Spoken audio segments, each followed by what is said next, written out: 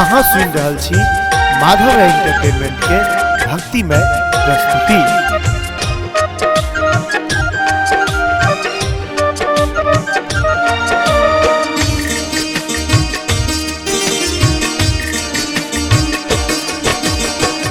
भाल पर चान शोभे गले मुंड माला, भस्म रमोने सकरो अजगुत काया।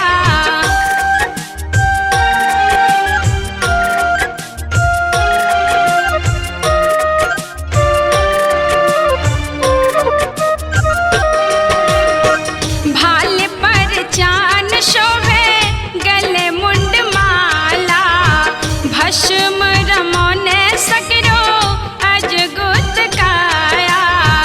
त्रिभुवन पति कहबी जग में संग शोभे भवानी ओढ़र तानी। त्रिभुवन पति कहबी जग में संग शोभे भवानी ओढ़र तानी।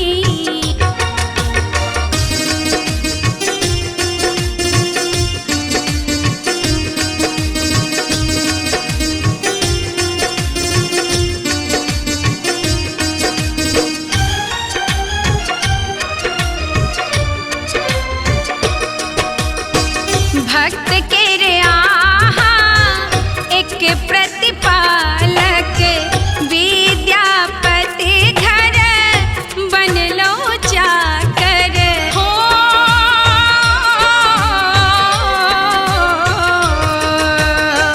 भक्त के रे आहा एक प्रतिपालक, विद्यापति घर बनलो चाकर।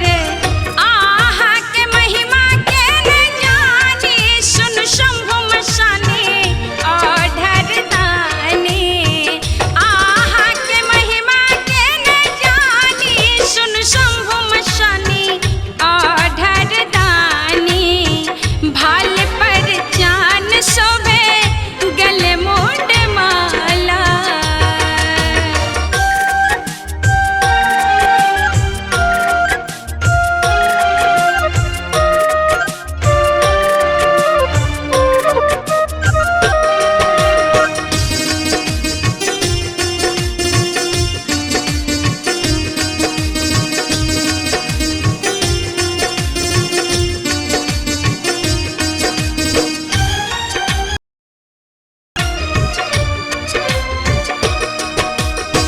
बाबा कुशेश्वर आहा के महिमा, मिथिला के घर घर छिया उगना।